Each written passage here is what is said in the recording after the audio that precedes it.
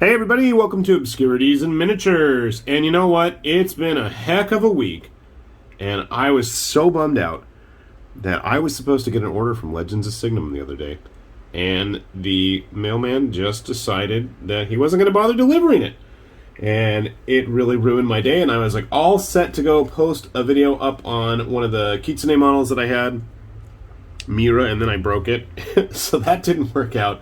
But karma seems to have shifted its balance, and when I got home today, I had these two boxes waiting for me. And no, I don't think it's the most recent order I made from them. I think these are actually some of the new Kitsune from their current Kickstarter. Let's take a look. I have no idea what these are yet. Ooh, this is Shingo, Monk of the River Spirits. So this is one of the big koi riding cavalry type dudes. And that is a big old pile of parts. I am eager to dig into this. Somewhere I have one of their older Kitsune. No, maybe it was Kitsune, maybe it's a Wolfen. They had like a kind of herbalist, alchemist type dude with a big backpack, and I know I did a video on it ages ago, and I don't know where I put him. I think I primed him, and I think he's sitting upstairs somewhere in my office waiting to be finished. So here we have our big koi fish. I'm thinking at least one of these, because I'll be honest, I've already pledged for that Kickstarter. One of those koi I'm getting are totally going to have to be bright red, obviously. Got his legs nice and armored. Nicely cast. A little bit of cleanup there. Continuing with the koi, vaguely seahorse motif for his staff.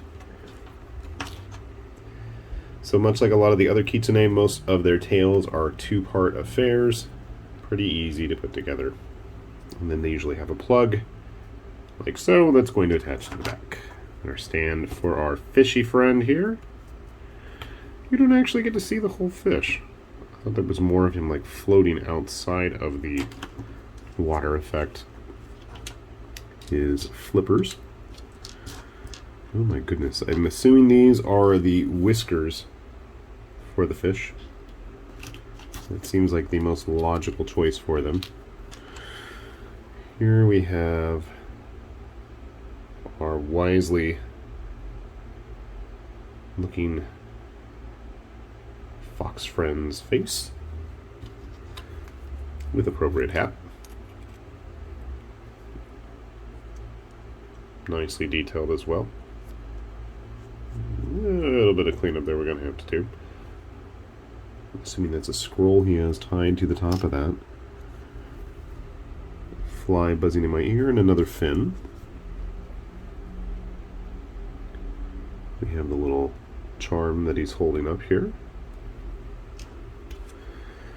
Feathers.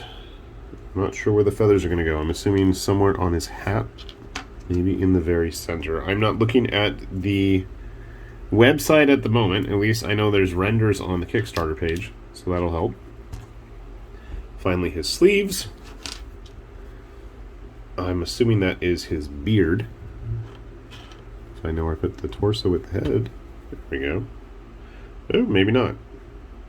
Ah, it's a ponytail. Okay. Let's see if I can figure out which direction it's supposed to go. Which I can't seem to. There we go. Like that. Okay. A sword.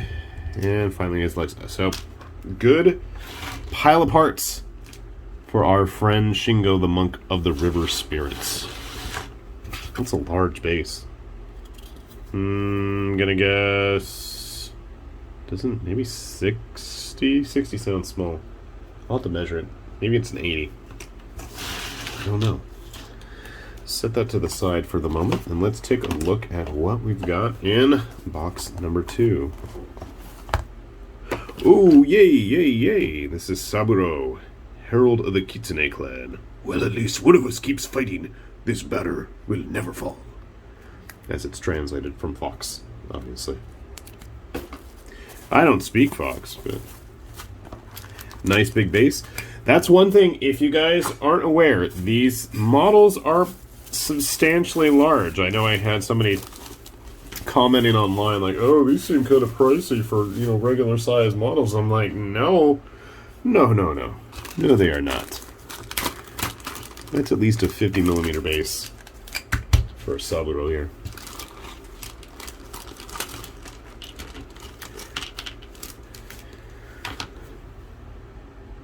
So you can see nice, big, thick, chunky resin parts. If you're like me and your eyesight is not what it used to be, that is definitely an advantage. Very ornately detailed armor.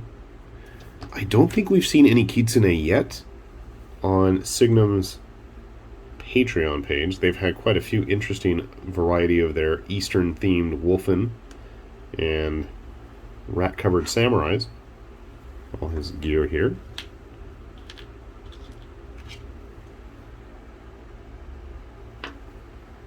Grizzled veteran that he is. Scars and eye patch. I tell you, every time I see Scars and eye patches, my first thought is Biken from Guilty Gear. Surprisingly, his tail is one big single piece. And then we've got a fancy banner. Thankfully, with everything pre-molded, I like that. I know some of you would rather just go crazy embellishing that with your own personal details, but I am not the world's greatest painter, and I'm not the best at freehand, so I'm happy to see that as I smash the camera to the other side. Cool. As I get that readjusted there. So, give me a sec. I'm going to put these guys together, and then I'll grab some other Legends of Signum models just to show you guys what to expect. And I do believe I've got all of the current Kitsune models, and maybe I'll try to fix poor Miura, because his hand, this guy was a nice funky pose, but his hand did not want to cooperate, and I green stuffed it, and then I dropped it and broke it. So, let's see if I can get him fixed. And in quite the quick turnaround, we've already got these models put together. Hooray! So here, let's take a look at Shingo first. Every time I hear Shingo, I think of the old Shingo Mama from, oh dude, what was that guy, Smap or something? I don't know. Anyway, we're not going to start singing that. But this is a impressive and unique looking model. In fact, I think all of the guys are on the koi. I didn't realize that they actually have a armored helmet sitting atop the fish. Now, I have him all blue tacked together. Interestingly enough, the tail, although it is two pieces, actually only has the slot that goes into the body on the right side here. The left actually connects to the tail, and then both parts actually have keyed slots that connect to the body of the fish, so everything is nice and sturdy. And obviously I want to leave those tails off to try and get everything painted. I know I like to tend to go all YOLO and get everything built ahead of time, but no, we didn't go all in this time. I did glue the hat on his head though. Couldn't resist. I don't know, am I crazy enough, am I brave enough to attempt to get both of them painted before the Kickstarter that they are part of is through? I don't know. I'm going to give it a try. I really am. I'm crazy enough to do it. So that is Shingo here. I think with that staff of his, he does get quite a bit of height there. But I think he has a lot of presence on the table. Then we have Saburo, the flag bearer. Now he is pretty much put together. I did not glue his tail on, but it's that nice and smooth a fit there. I didn't do the greatest job cleaning things up either yet, but I figured that's good enough to at least give you guys a good idea. That tail, as you can see, just plops right off, and I'm going to have to clean up the edges of those swords, scabbards there. But with the tail on the base, not only does it give him a lot more stability, but then it also adds a lot of volume to that base as well. They're not little models, and you know, it's not like they're upscaled either, because Legends of Signum has put out quite a few human-sized models over the last few years, just to give you a good indication of how big they are in comparison to their own models. And I do actually have one of their previously released Kitsune, the first one, Kumiko, the Millennium Sorceress, if I remember her title officially. It's not the best paint job, but I feel it's adequate enough for the tabletop. I know I've got some stiff competition with the pros there, but I am confident in my mediocrity. Put it that way. If you're curious about the other release models, here is Hikaru, who I think I've already primed up. And I recorded a video on him once, and then I couldn't find the files. Fun. And then we had Mura, we saw earlier. I found him on a smaller base, and as I said, I broke his arms off, and I have absolutely no idea where it is now. No clue. But I figure since it is broken off at the wrist, worst case, we'll just give him some new hands. Come on, pair of commas or something to fight with. Something like that. So again, even though he's in that funky pose there, he does still have a good amount of volume and presence on the tabletop. I gotta zoom this out so you guys can get a better view here maybe, because Shingo is just completely off camera. And I gotta say, the group itself is quite the bold, striking set of models, I think, in terms of just unique armies. If you're into something different on the tabletop, which I certainly am, I know I'm always harping on and on about, give us something different, give us something new. And I gotta give Legends of Signum credit. They certainly have. I can't think of any other company out there that's made giant samurai kitsune models in a variety of poses and jobs. Fun stuff. I know a lot of people are a bit dismayed that there were no STL files initially available, but you know what? There's always hope for the future. So I gotta say, I am eagerly looking forward to my starter set coming when their campaign ends. I'm sure we'll see it on this channel. Hopefully when I get around to getting a hold of the other starter sets for the game, I've really been curious about the bug elf people. Hopefully we'll get a chance to get those guys up there too. And hopefully I'll have a chance to play around with some more of the giant vampire bat monster dudes that they've been working on Patreon.